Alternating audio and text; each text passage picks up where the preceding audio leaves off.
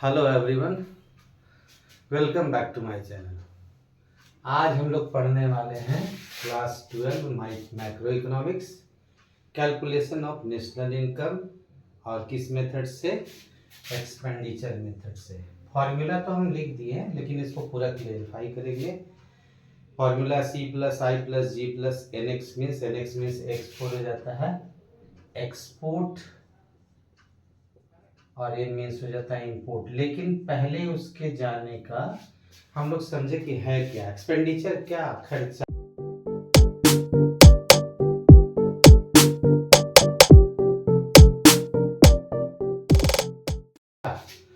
जो खर्चा होता है, हम लोग नेशनल बात कर रहे हैं, अपने कंट्री के इनकम की बात कर रहे हैं। तो जो खर्च होता है सी फॉर कंजम्पशन किसका? House hold. जैसा कि हम लोग जानते हैं कि 4 सेक्टर में बटा हुआ है। एक हो जाता है हाउस होल्ड सेक्टर, तो इसके खर्चे हो गए। इन्वेस्टमेंट हो गया, जिसको अभी उसका नाम आएगा प्राइवेट फाइनल कंजम्पशन। ये क्या बोलते हैं? Gross domestic capital formation. तीसरा हो जाएगा हमारा गवर्नमेंट फाइनल। तो यहाँ सिर्फ अभी हम गवर्नमेंट लिख रहे हैं, पूरा फॉर्मूला इसके बाद लिखेंगे। और ये नेट एक्सपोर्ट है, इसको बोलते हैं, मतलब ये फॉरेन सेक्टर। फॉरेन सेक्टर हो गया, रेस्ट ऑफ द वर्ल्ड भी बोलते हैं इसको। ध्यान रखना है कि जो भी एक्सपेंडिचर होता है वही किसी दूसरे का इनकम हो जाता है, इसका थ्योरी यही है।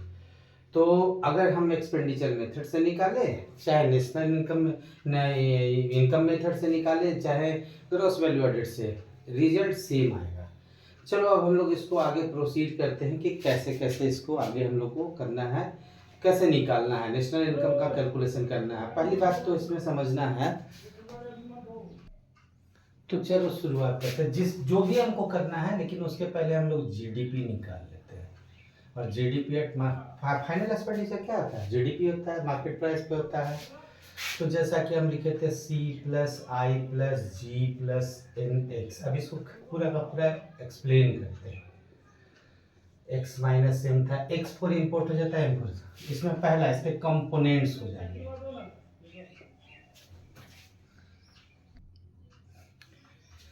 तो जैसा कि हम लिख दिए हैं कंपोनेंट्स ऑफ फाइनल एक्सपेंडिचर, क्या क्या आएगा यहाँ पे?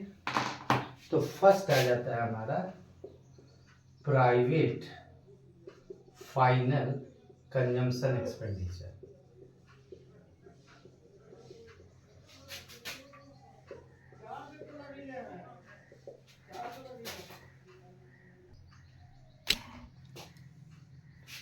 प्राइवेट फाइनल कंजम्पशन एक्सपेंडिचर, इसी को हम लोग बोलते हैं सी। क्या क्या आएंगे इसमें? रेसिडेंट्स ऑफ द कंट्री, जैसा कि पहले भी लेसन में पढ़े हो, नेशनल इनकम रिलेटेड जो था, ये फाइनल कंपोजिशन के बारे में पढ़े थे कि कौन रेसिडेंट होते हैं, कौन नहीं होते हैं, और उनका चाहे इनसाइड द कंट्री या एब्रोड। लेकिन ध्यान रखना है कि इन्हीं को ऐड करना है। नॉन रेसिडेंट, अगर हमारे यहाँ फॉरेन रेसिडेंट, फॉरेन कोई टूरिस्ट आएंगे या नॉन रेसिडेंट है जो 1 साल यहाँ पे नहीं बिताए हैं, तो उनका इनकम नहीं ऐड होगा, उनका एक्सपेंडिचर नहीं ऐड होगा। सेकंड क्या है? सेकंड था हमारा C प्लस आई इन्वेस्टमेंट है, तो इसको बोलते हैं gross domestic capital formation. Capital जिसको हम लोग इन्वेस्टमेंट के लिए यूज करते हैं, जो फिक्स्ड एसेट भी होता है, कैपिटल फॉर्मेशन, इसी को हम लोग आई बोलते हैं। आई लिखा हुआ नहीं आएगा इसको, और हम लोग ये भी बोल सकते हैं ग्रॉस कैपिटल फॉर्मेशन। और यही सारा यहीं पे होगा। अगर यहाँ ये नहीं दिया हुआ है तो इसको हम लोग जीरो कर देंगे, लेकिन इसको जीरो नहीं कर सकते, इसको कैलकुलेट करना पड़ेगा। अगर ये कहीं पे भी क्लियर नहीं दिया हुआ है तो इसको कैलकुलेट कर लेना पड़ेगा। थर्ड क्या आता है? सेम। गवर्नमेंट हम पूरा नहीं लिख रहे हैं, ऐसे लिख दे रहे हैं गवर्नमेंट फाइनल कंजम्पशन एक्सपेंडिचर,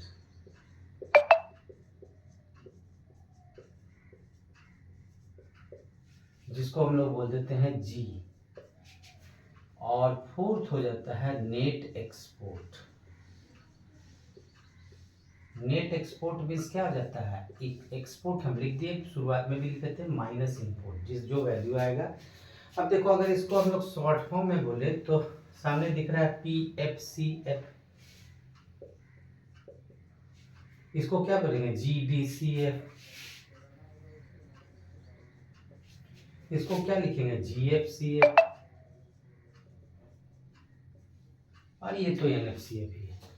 तो ये हमारे ये सारे कंपोनेंट्स हो गए। अब इन्हीं का हमें खेल मतलब जो भी है सारा कुछ अगर क्वेश्चन जैसा आता है तो उसी के अनुसार सारे जो खर्चे हो गए हैं, अगर एक का खर्चा तो दूसरे की आमदनी, और इसी के बेसिस पे हम लोग पहले GDP निकाल लेते हैं। GDP निकालने के बाद अगर तुमको NNP बोलता है, NNP national income eight factor cost, कुछ भी कोई भी वैल्यू, 3 फॉर्मूला हमारे पास पहले भी हम जो 2 क्लास है, एक एक्स इनकम मेथड था, फिर ग्रॉस वैल्यू एडेड मेथड था, उसमें बता चुके हैं। तो ये हम लोग निकाल सकते हैं, चाहे तो तुम GNP भी निकाल सकते हो, FC हो, MP हो।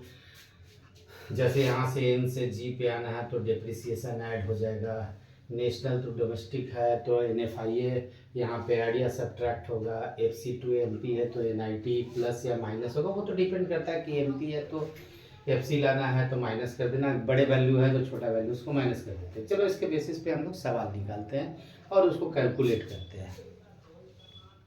लेकिन इसके पहले भी है कि अगर यहाँ पे ये तो student short gross domestic capital formation, तब तो बड़ा आसान है, क्वेश्चन में दे दिया तो ठीक है, या तो इन्वेस्टमेंट दे दिया हुआ, मैक्सिमम क्वेश्चंस में इन्वेस्टमेंट के जगह पे यही दे देता है ग्रॉस डोमेस्टिक। अगर ये नहीं दिया, ग्रॉस के जगह पे अगर क्या कर देता है नेट डोमेस्टिक कैपिटल फॉर्मेशन, तो सिर्फ एक वर्ड का अंतर है ना, ग्रॉस और नेट का अंतर है। तो ग्रॉस से नेट, नेट से अगर ग्रॉस लाना है तो हमको क्या करना पड़ेगा, प्लस डिप्रिसिएशन ऐड कर देना पड़ेगा। चलो अगर ये भी नहीं दिया, अगर ये नहीं दिया है, ये दिया हुआ है, तो हम लोग डिप्रिसिएशन क्वेश्चन में दिया रहेगा उसको ऐड कर देंगे।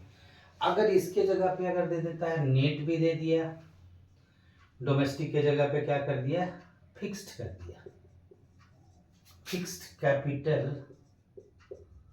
फॉर्मेशन,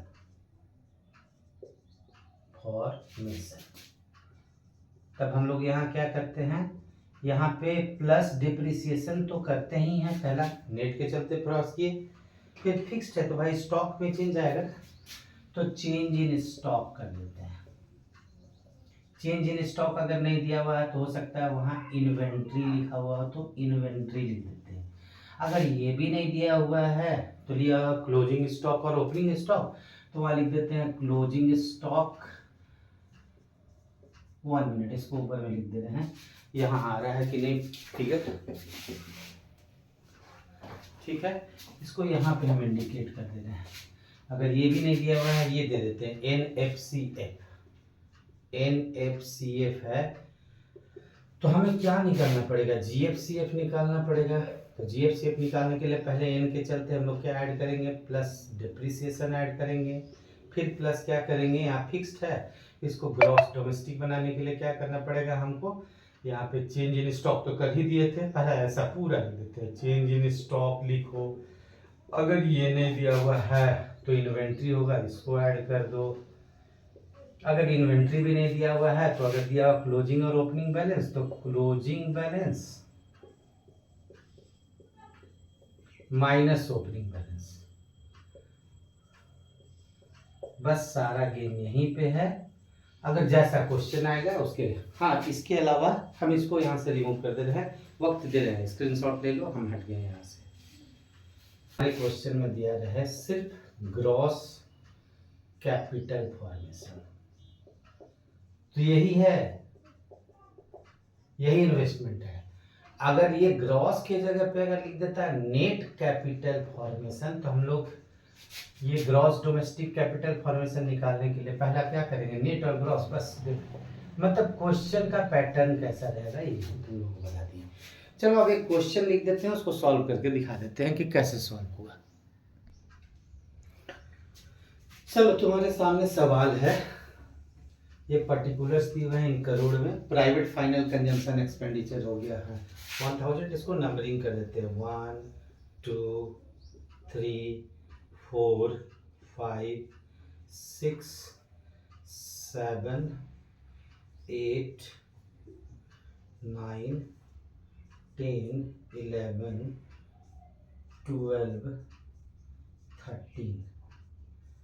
अगर हमको जीडीपी निकालना है तो जीडीपी निकालने के लिए हमारे ज़रूरत का क्या क्या चीज़ है। अगर जीडीपी एट एमपी निकालते हैं तो हमें चाहिए C plus G plus I plus N x, ऐसे लिखने की ज़रूरत नहीं है। चलो तो भी हमारे काम का चीज़ है प्राइवेट, ये हो गया सी। ग्रॉस डोमेस्टिक कैपिटल पर पर्सन पूरा पूरा दे दिया है, आई दे दिया है, तो ये भी कर दिए, इसको टिक कर दिए। प्रॉफिट का ज़रूरत है नहीं, ये कट। कंपनसेशन ऑफ एम्प्लॉइज के ये तो नेशनल इनकम का मेथड है, ये भी नेशनल इनकम का, इसको भी नहीं, ये भी नेशनल इनकम नहीं करना है। गवर्नमेंट फाइनल का कंजम्पशन एक्सपेंडिचर, इसको भी ले लिए। ये तो कंजम्पशन ऑफ फिक्स कैपिटल जब हम लोग नेशनल, उसको भी करके दिखा देंगे। नेशनल इनकम जब निकालेंगे तब इनडायरेक्ट टैक्सेस भी तभी आएगा जब नेशनल इनकम निकालेंगे। Net factor income from abroad भी तभी जरूरत पड़ेगा। नेट एक्सपोर्ट नेट दे दिया है तो ये हमारे काम का चीज हो गया बस।